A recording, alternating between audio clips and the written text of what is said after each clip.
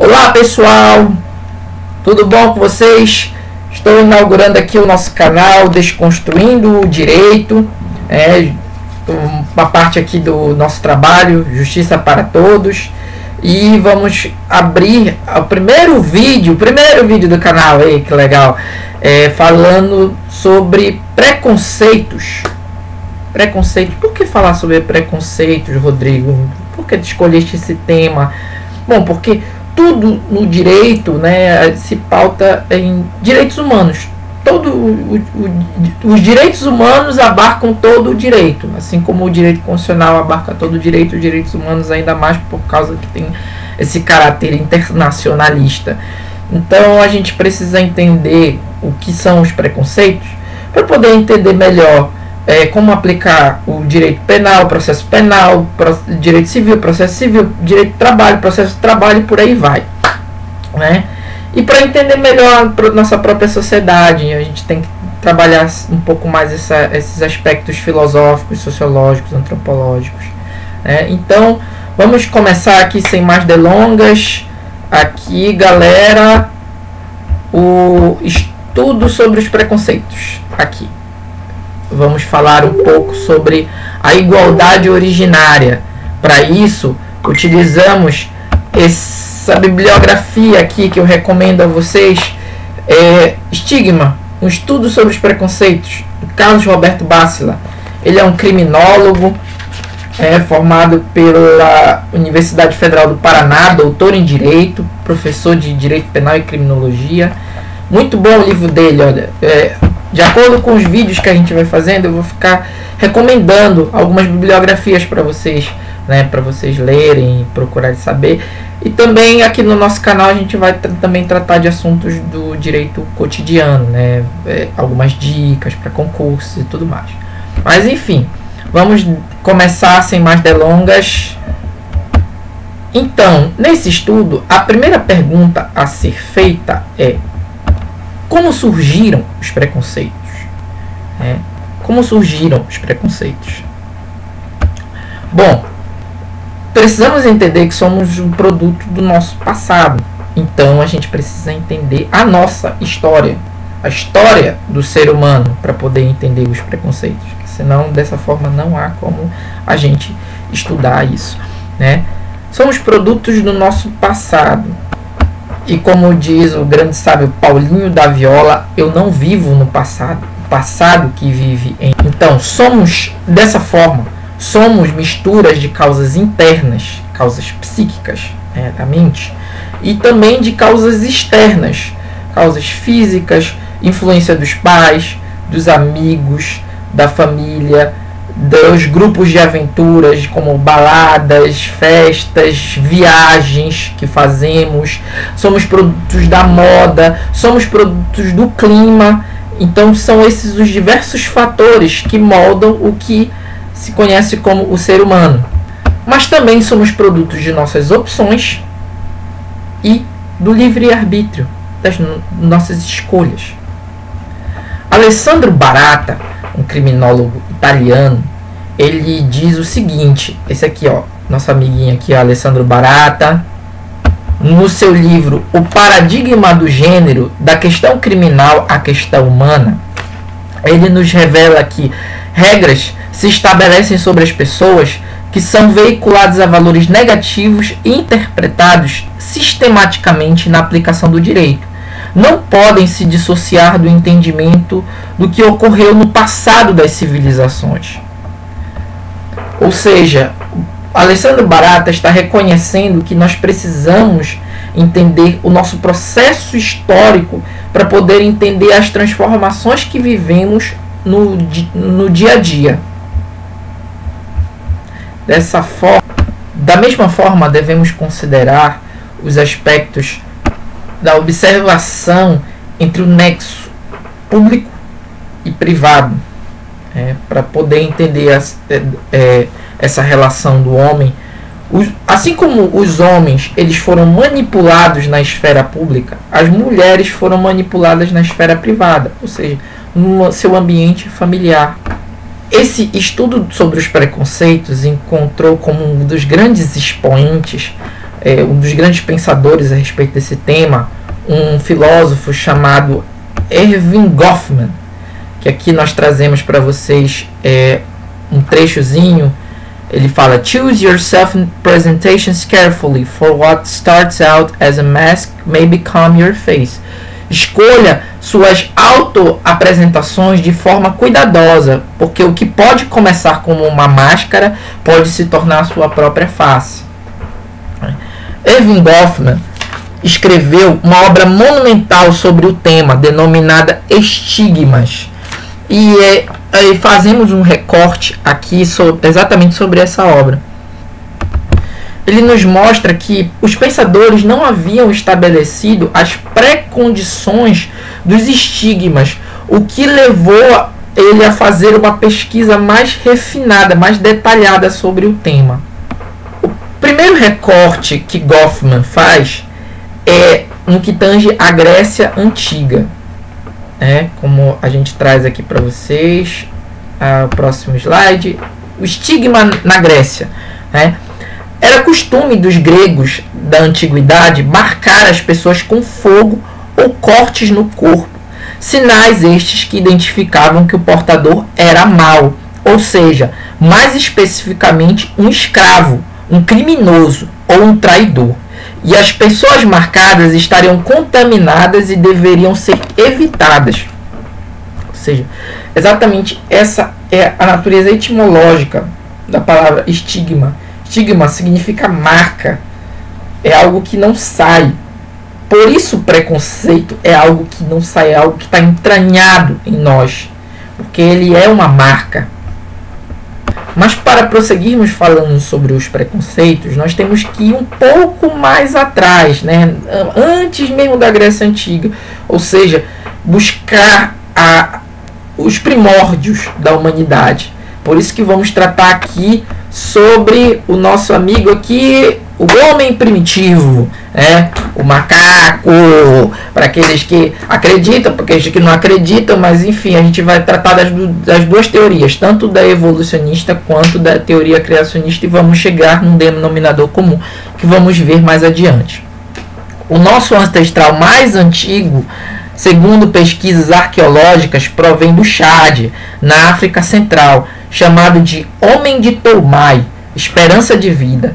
Depois veio o Australopithecus, esse carinha aqui, Australopithecus, esse macaquinho aqui, há mais de 3 milhões de anos atrás. Seus descendentes foram o Homo habilis, aqui logo em seguida, o Homo habilis, há aproximadamente 2 milhões de anos. Fabricava ferramentas de pedra, osso e madeira. E depois veio o Homo erectus, aqui há mais de 300 mil anos atrás, manipulava o fogo. O Homo sapiens, que é o Neandertal aqui, ele desapareceu há 35 mil anos atrás. E hoje nós temos o Homo sapiens sapiens, que somos nós. Segundo os estudos arqueológicos, as primeiras noções que se tem de comunidades de seres humanos são exatamente os nômades, os nômades. E aqui trazemos a vocês algumas características dos nômades. Características dos nômades: havia uma grande igualdade social, sem hierarquia de classes, sem patrões ou empregados, nem propriedade particular. Ou seja, em estado primitivo nós temos o verdadeiro socialismo, para quem é fã aí do capitalismo e tal, mas tudo veio numa sociedade, de uma comunidade comunas, em comum. Então, se você gosta ou não do capitalismo, se você gosta ou não do socialismo, o fato é que a sociedade primitiva, cientificamente falando, era comunista.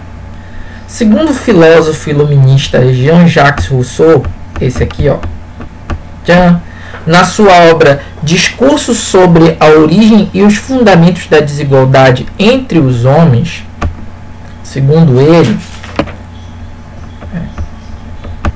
o primeiro homem que se atreveu a criar o verbo no possessivo, meu, teu, isso é meu.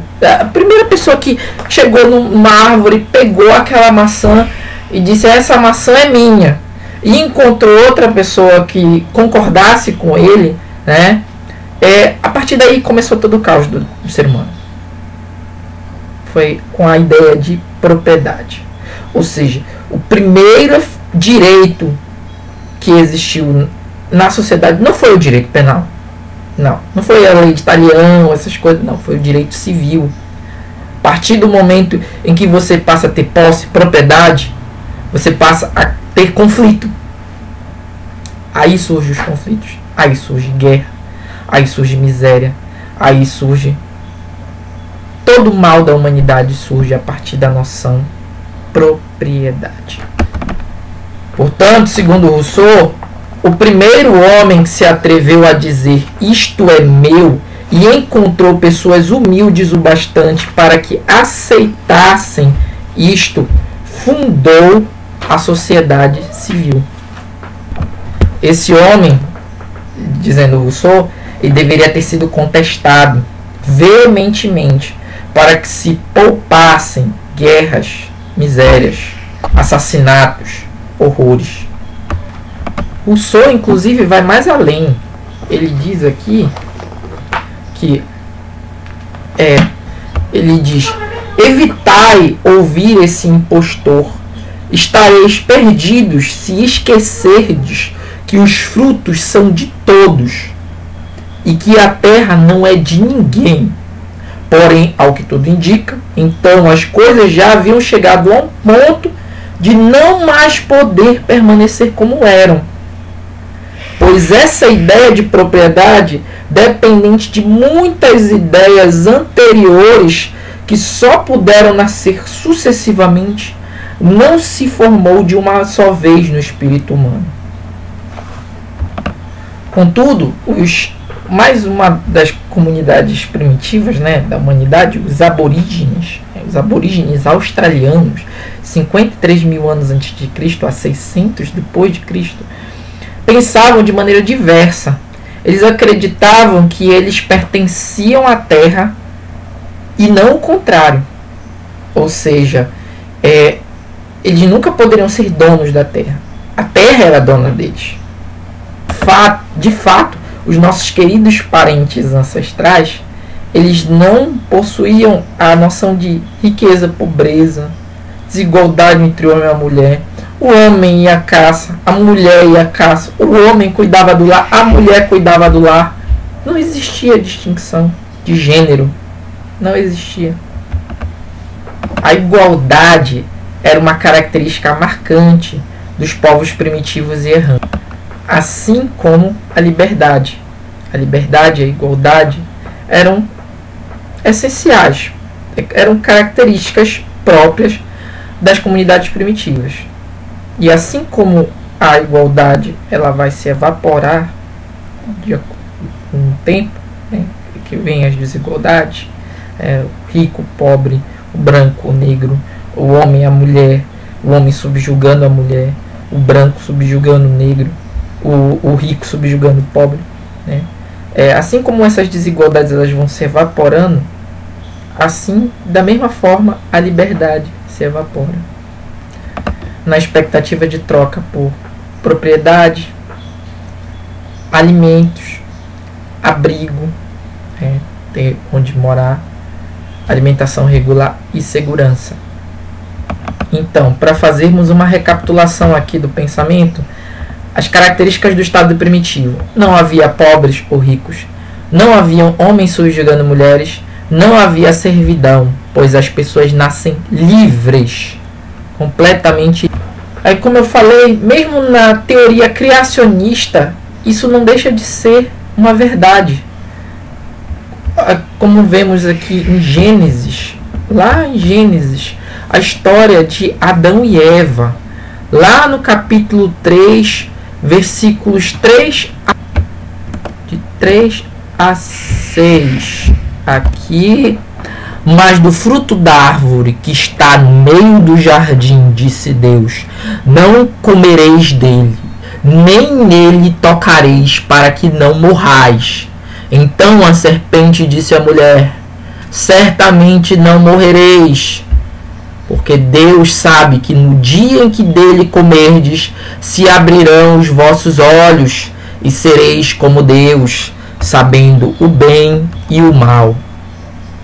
E viu a mulher que aquela árvore era boa para se comer, e agradável aos olhos, e árvore desejável para dar entendimento. Tomou do seu fruto e comeu, e deu também a seu marido, e ele comeu com ela. Ou seja, claramente a ideia de propriedade, ela fica marcada nesse trecho bíblico, né? Porque Deus ele disponibilizou tudo. Todo o jardim do Éden era de Adão e Eva, né? Mas eles tiveram a cobiça, né, de possuir aquela maçã proibida. E da feita que eles disseram: essa maçã é minha e não de Deus, aí começou as desgraças. Ou seja, tanto no criacionismo quanto no evolucionismo, nós temos a mesma ideia de comunidade primitiva, de uma comunidade onde não havia diferenças. Adão buscava colher frutas, o alimento do jardim do Éden, assim como Eva, né? Então não havia essa desigualdade. E para fechar aqui esse pensamento, trazemos mais um filósofo, o nosso amigo Immanuel Kant. Queria parar de ficar filosofando, but I can't, né? Não consigo. Enfim, Immanuel Kant, ele nos ensina que o meu e o teu não existem originariamente. Não há nada, Kant diz, né, no seu livro A Doutrina, que não há nada exterior que seja originariamente meu, porém posso adquiri-lo originariamente, isto é, sem derivação do seu de outro, seja quem for. O estado de comunidade do meu e do teu, comúnio, nunca pode ser concebido como original, e sim adquirido por um ato de direito exterior, ainda quando a posse de um objeto exterior possa ser original e comum. Assim, seria absurdo conceber que o nômade fosse proprietário de terras ou fixasse residência em algum lugar, dissesse: esse lar é meu, essa terra é minha. As tribos tinham posse temporária e defendiam o seu território enquanto isso era possível. O autor Carlos Roberto Bassler finaliza esse capítulo dizendo que quando o homem começa a apropriar-se de objetos e de armas, de presas e de bens em geral, iniciam-se também ambições e os conflitos que lhes são peculiares. Os seres humanos que possuíam pequenos objetos como um pedaço de carne, uma lança, uma flecha, uma tocha, ampliaram a pretensão de domínio sobre todas as partes da natureza, sem atentar-se que muitas destas ambições eram velozmente passageiras. Olhando-se hoje para as ruínas do Coliseu, compreendemos o quanto enganados estavam aqueles que o construíram e acreditaram que no poder e glória seriam eternos de Roma. Então é isso, meus amigos. Essa foi a primeira parte, né, da nossa aqui, que vai ser uma quadrilogia, né, falando sobre os preconceitos, né, com base na obra Estudo sobre os Preconceitos, Estigma, Estudo sobre os Preconceitos, do Carlos Roberto Bassler. E com o decorrer do tempo vamos trazendo mais novidades aqui. Se gostaram do vídeo, né, compartilhem, né, de preferência compartilhem, não somente curtam, mas compartilhem, né, e nos vemos na próxima. Vou estar preparando mais vídeos aqui. E também, se vocês gostaram do vídeo, confiram as nossas novidades aqui no Facebook, facebook.com/Rodrigo Bahia Advocacia. Lá sempre postamos decisões, jurisprudências, dicas para concursos e muito mais, né? Vocês podem ficar de olho lá, que é bem legal o nosso Facebook. Pois Pois é, galera, então vamos nos despedindo aqui. Espero que tenham gostado. E nos vemos na próxima. Então, muito obrigado a todos. Um grande beijo e até a próxima. Tchau.